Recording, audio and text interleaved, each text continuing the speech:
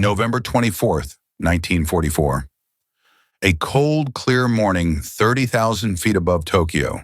In the cockpit of his Kawasaki Ki-61 Hien, Captain Tatsuo Yamada fights for every inch of altitude. The air here is a hostile alien element. His engine, a licensed German Daimler-Benz design, screams in protest, its power bleeding away with every foot he climbs. His own breath comes in ragged gasps, the rubber of his oxygen mask tight and suffocating. His hands, even in thick gloves, are numb. This is the very edge of his world, the absolute ceiling of his machine and body.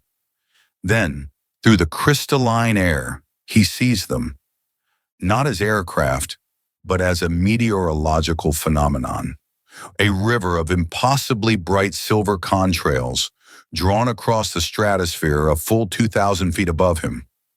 They are serene and untouchable, holding a celestial high ground he could never hope to contest.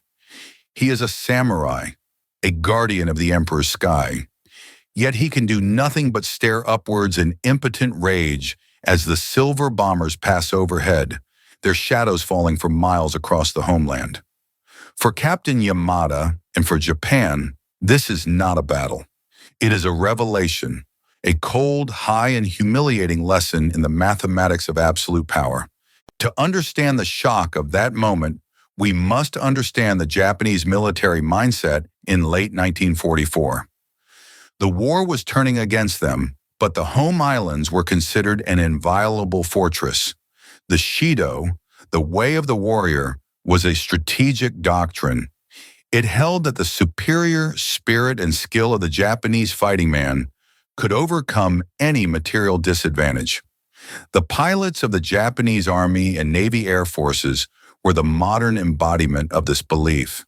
They were heirs to the samurai, their fighters the finely honed blades of a nation's will. They had faced American bombers before, over China and the Pacific. They had fought the B-24 Liberator and the B-17 Flying Fortress. These were tough opponents, but they were beatable.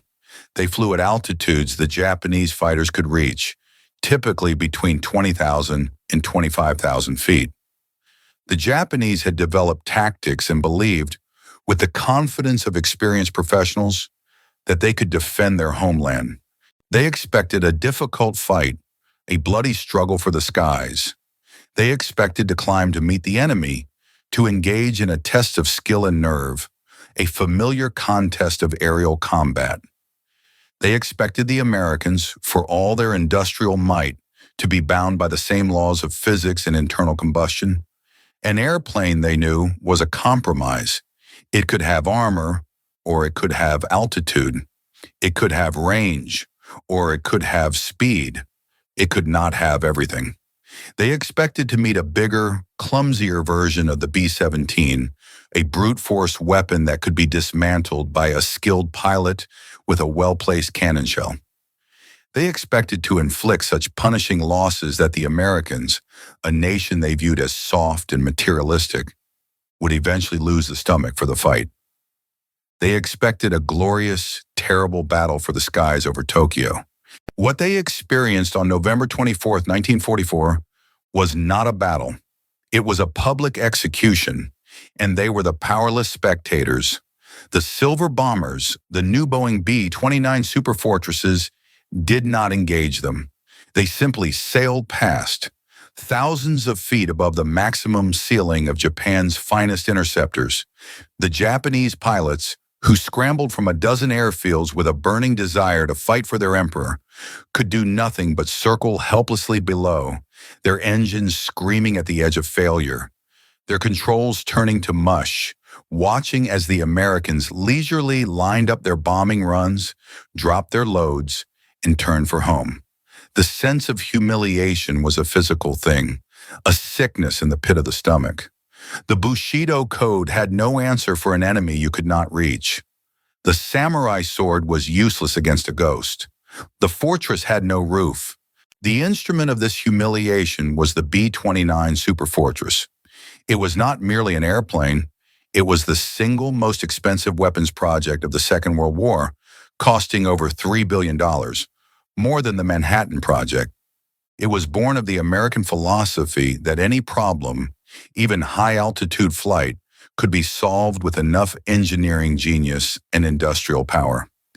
Every element of the B-29 was a revolutionary leap. Its four Wright R-3350 duplex Cyclone radial engines, each producing 2,200 horsepower, were the most powerful in the world, and they were each equipped with two massive turbo-superchargers, allowing them to maintain that power in the stratosphere. But the true secret, the innovation that made the B-29 a weapon from the future, was its fully pressurized crew compartments. For the first time, a bomber crew could operate at over 30,000 feet in a comfortable sea-level environment.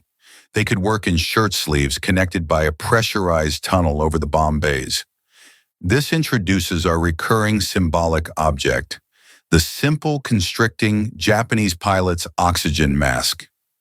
For Captain Yamada, his mask was a lifeline and a torment. It was a clumsy apparatus of rubber and tubes, delivering a thin stream of oxygen that barely kept hypoxia at bay. It fogged his goggles, froze to his face, and constricted his breathing. It was a constant reminder of his limitations. For the crew of the B-29, the oxygen mask was an afterthought. It hung on a hook, an emergency item. The absence of the mask on the faces of the American crewmen was the true symbol of their supremacy. It was the symbol of a nation that could afford to create a bubble of Earth's atmosphere and carry it 6 miles into the sky. This technological chasm became brutally apparent on that first major raid. 111 B-29s of the 21st Bomber Command, led by Brigadier General Haywood Hansel, took off from their new bases in the Marianas. Their target was the Nakajima Musashino engine plant. As they climbed, they encountered the jet stream, a river of air blowing at over 200 miles per hour that threw off their navigation. Only 24 bombers hit the primary target. Tactically, the raid was a failure. Psychologically, it was a cataclysm. The Japanese scrambled everything they had. Pilots pushed their machines to the breaking point. The few fighters that clawed their way to 30,000 feet were on the ragged edge of a stall, with no energy left to fight. Japanese anti-aircraft guns fired thousands of shells that exploded in useless black puffs thousands of feet below the bomber stream. Of the 111 bombers, only one was lost to a suicidal ramming attack. The pilots who returned had to face the shame of their failure. This first raid marked a profound transformation in the Japanese military psyche. Lieutenant Commander Minoru Genda, an architect of Pearl Harbor, recognized this as a fundamental technological defeat. The implications were terrifying. The Americans could now strike any target in Japan at will with near total impunity. The war was now being fought in the untouchable stratosphere above their heads. The Japanese response was a mixture of desperation and ingenuity.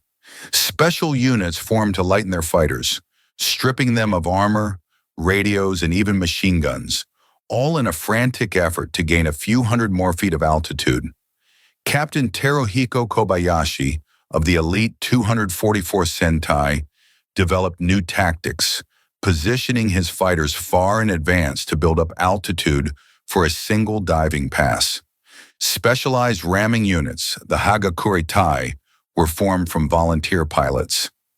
These acts of incredible, hopeless bravery accounted for a handful of B-29s, but were the strategic equivalent of stopping a flood with a teacup. The B-29 itself was a fortress. Its 13.50 caliber machine guns were integrated into a revolutionary General Electric central fire control system. Gunners sat in comfortable, pressurized compartments, using computerized optical sights to aim remote-controlled turrets.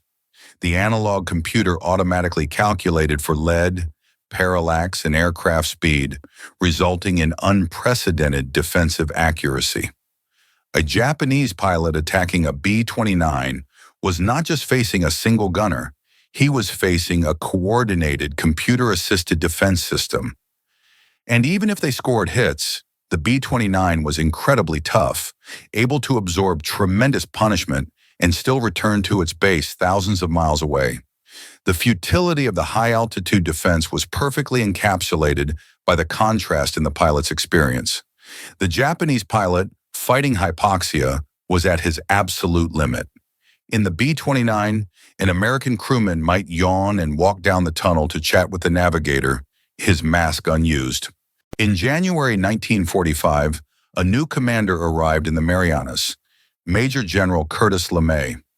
A ruthless pragmatist, he saw the high-altitude daylight raids as a failure. The jet stream was making a mockery of precision bombing. He made a decision that would change the war. He ordered his B-29s stripped of most guns and ammunition to save weight. He had them loaded with a new weapon, the M-69 incendiary bomb, and he sent them in at night at low altitude, between 5,000 and 9,000 feet.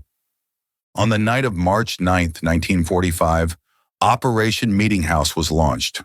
Over 300 B-29s descended on Tokyo. For the Japanese pilots, it was the moment they had been waiting for. But they had traded one impossible problem for another. They were daylight fighters with no effective airborne radar. They were plunged into a terrifying world of darkness, searchlights, in overwhelming numbers. And below them, Tokyo erupted into a firestorm that killed an estimated 100,000 people. They shot down 14 B-29s, their highest tally. It was a meaningless victory. LeMay's brutal gamble had paid off. The low-level night raids became the new norm. City after city was burned. The Japanese military, which had poured its dwindling resources into developing high-altitude interceptors, found that the enemy had simply changed the game. Their specialized prototypes were now useless. The arrival of P-51 Mustang escorts, flying from the newly captured island of Iwo Jima in April 1945, was the final nail in the coffin. Now, even the daylight raids were protected by a swarm of the world's best fighters. The few Japanese pilots who scrambled were now met first by the Mustangs, and the sky over Japan became an American shooting gallery. The ultimate demonstration of the B-29's technological sanctuary came on August 6, 1945. The Enola Gay, a specially modified B-29, approached Hiroshima at 31,060 feet. Japanese radar tracked it, and fighters were scrambled. But it was a repeat of the first raid. They could only watch, helpless, from thousands of feet below, as the lone bomber opened its bomb bay doors. The single atomic bomb it dropped was not just a new weapon. It was the final, irrefutable statement of a technological superiority so absolute that it rendered all conventional forms of resistance utterly meaningless. The Japanese pilots, in their freezing, struggling fighters, breathing through their inadequate oxygen masks, were forced to bear witness to the dawn of a new and terrible age. In the end, the story of the B-29 over Japan is the story of a system triumphing over spirit. The Japanese believed courage could overcome any obstacle. They learned there are some obstacles, like a 5,000-foot altitude gap, that courage alone cannot bridge. The B-29 was the product of a different belief that problems could be solved through engineering, collaboration, and overwhelming industrial power. The simple oxygen mask, a torment for one pilot and an irrelevance for the other, stands as the perfect symbol of this chasm. It represents two worlds, one where the man is expected to overcome the limitations of his machine, and another where the machine is designed to eliminate the limitations of the man. It was the ultimate expression of a freedom that was not just an ideal, but an industrial and technological reality.